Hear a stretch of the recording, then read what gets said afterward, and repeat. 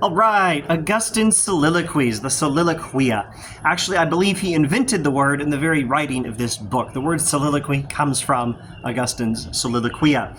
All right, that's not the most important thing you need to know about the Soliloquies. What is? Well, I don't know. Maybe I'll get to it in a moment. Let's go point by point and see what I can figure out. First point. This is the fourth book of the Cassiciacum Dialogues, written in 386, maybe continuing into 387. He's begun to follow Jesus. He's converted to Jesus in the sense that he's repented of his sins and committed to following Jesus. He's not yet a Christian in the sense that he's not yet been baptized and joined the church formally. At least that's his way of thinking. Now, what is the next thing I need to tell you about the Soliloquies? I think the next thing is, this is a conversation of Augustine with himself. His own reason speaks, and he has a dialogue with his own reason. The next thing I should probably tell you is how to interpret this is something scholars have debated, like, is reason actually Jesus or the Holy Spirit?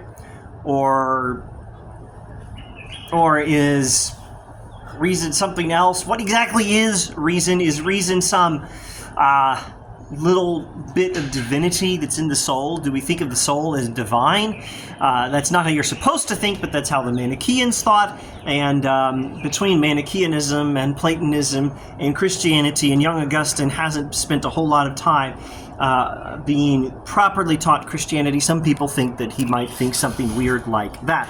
I think it's safe to say reason in the Soliloquies is something like a higher part of Augustine's soul, very normal way of thinking between Plato and Aristotle, and indeed Augustine in his later writings. I don't think reason is divine. Reason is the part of the soul that connects to God or knows God, but it's not divine in and of itself. I think that's the best way. I think actually if you want to understand what reason is doing, you want to read other Augustine books, in particular De Magistro on the teacher. So, what have we learned so far? This is the fourth of the Cassiciacum Dialogues. It is Augustine's fourth surviving writing, fourth Christian writing, and it is a conversation between Augustine and his own reason. Now, what do they talk about? Well, they talk about God and the soul. There are two books. There are two books of the Soliloquies. In both books, we have a prayer at the beginning of the book. In the first book, the prayer is quite long, and it's a Trinitarian prayer. You can tell this section of the prayer is about God the Father, this section's about God the Son, this section's about God the Holy Spirit. And after praying, Augustine's like, okay, I did what you recommended, I prayed to God, and reason said, okay, summarize, what did you pray for? And Augustine says, Deum et animam scire cupio. This is one of those sentences that summarizes thousands of pages of Augustine. Deum et animam scire cupio. I yearn to know God and the soul. What I want to know is God and the soul. That's what he's praying for. That's what he's trying to accomplish in the Soliloquies. And this is actually the agenda for a lot of the early writings of Augustine. Trying to learn about God and the soul. Let's jump ahead. Book 2 has a much briefer prayer. Deus semper idem noverem me noverem te. Using the Latin V, although actually in these days it was just the letter U, using it as a W, not a V sound. De beata vita, not de beata vita, in classical Cicero, Augustine Latin. All right, Deus semper idem noverem me noverem te, or more properly pronounced for the old school Latin, Deus semper idem noverem me noverem te. O God, always the same, may I know myself, may I know you. That is what he prays in Book 2. And again, let's see, one of those sentences that just captures thousands of pages of Augustine's writings. It's a summary of what he's trying to do. It's setting the agenda for the Soliloquies and many other early texts. Actually, the whole of his career is focusing on trying to learn God and the soul. Well, maybe I'm oversimplifying. You know, the Christology and the ecclesiology and some of the other stuff that happens, you know, the critique of the Donatist. Maybe it's difficult to classify all of that as I'm trying to know God and the soul, but you can definitely connect it to that. Anyway, it summarizes a whole lot of his writings, including, I would imagine, De Trinitate on the Trinity, very much the Confessions, and a number of the early writings. Now, let me say what else I can say about what do they talk about and what do they say when Augustine talks to reason. What he's trying to do in talking to reason in the Soliloquia is Augustine is trying to understand the nature of God as much as possible, the nature of the soul as much as possible, and to learn how to think of them as non-physical realities. This is the light.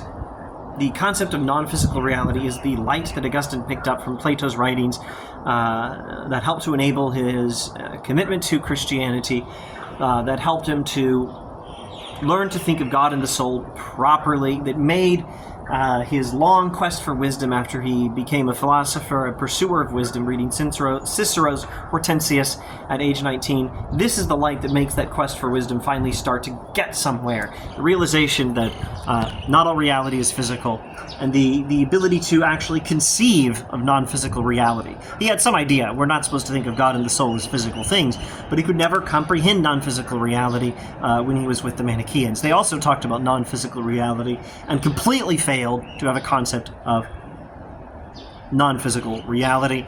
Go back and watch an earlier video talking about the Manichaeans. Maybe I go over that in more detail there. All right.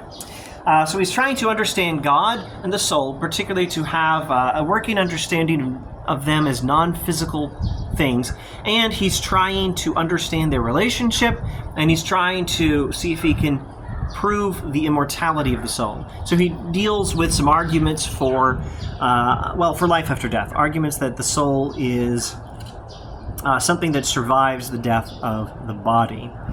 Now, what shall we clarify here? Let's clarify that, first of all, in Christian theology, it's dangerous to talk about the immortality of the soul, because in Christian theology, what we're taught, what we teach, is the bodily resurrection. The idea of a disembodied life after death actually is a Christian idea, but you'll barely find it like maybe 3 sentences of the New Testament, like Philippians. Philippians chapter 2, chapter 1, chapter 2, maybe it's chapter 1, where Paul says something about being absent from the body and present with Jesus. Okay, great. So there is such a thing as a disembodied afterlife, but it's temporary. The more direct and emphatic teaching of Paul, very much the teaching of the New Testament, rooted in Jewish stuff from the Old Testament. And if you can't find it in, I don't know, maybe Job 19:25, and the old rabbis discussed it in discussed arguments for the immortality, arguments for the bodily resurrection, turning up as early as the Torah, the 5 books of Moses. If you can't find it in the Old Testament, well, certainly you'll find it in some other Jewish stuff, like those rabbinic discussions that you can find in the Talmud. And if you're Catholic, you might think what I'm about to say is Old Testament. If you're Protestant, you say it's good old ancient Jewish writings and it's very pious, but maybe it's not strictly speaking Bible, the Deuterocanon or the Apocrypha. The Jewish writings after the writing of Malachi and before the writings of Matthew will talk about the immortality of the soul, except nope, they don't exactly. They talk about bodily resurrection. All right, so the Christian teaching is not life after death, disembodied. That's in Plato. It's barely even mentioned in the Bible. The definitive Christian teaching is the resurrection of the dead. And Augustine knows this, but that doesn't mean he's not interested in the idea that the soul itself is independent of the body, and he is very interested. And this is a very typical Christian way of thinking, and I think it fits the New Testament pretty well, where the triumphant eschatological teaching about what God does for us is resurrection. But the soul itself can live apart from the body and does. All right, so what about the Soliloquies? Well, I think you'll find in Augustine's writings, he'll be very clear on the resurrection of the dead. His picture of eternity is embodied life after the resurrection, not disembodied soul in heaven. You know, you die and your soul flutters off to heaven to be happy for all eternity with no encumbrances of the body. Augustine's fairly clear on this, except he's not always as clear as perhaps he should be. But he does very clearly teach the bodily resurrections. But in these early writings, there's going to be less emphasis on it. All right, less emphasis on the bodily resurrection, but he's trying to prove the immortality of the soul. And his argument is nothing I can present to you here from memory. My book on the Soliloquies, no, my book on Augustine's Cassiciacum Dialogues has a chapter, I think chapter 5 is on the Soliloquies, and I'll go over the argument there. The argument is perhaps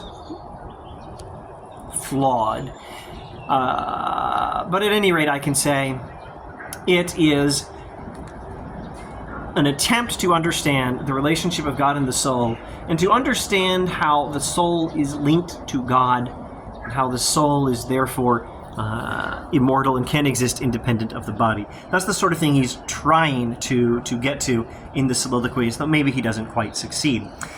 You'll find some other stuff besides the interesting prayers I've mentioned. There are some confessions of sin, and there's more stuff, but I've said quite enough for this video. I hope that's enough of an introduction. And for heaven's sake, if you're actually watching these introductions to the writings of Augustine, I hope most of you are actually doing some of the reading of the actual writings of Augustine. The Soliloquies is very inexpensive in English translation. There are actually several English translations, and I think you'll find a totally free translation at newadvent.org. Thanks for watching.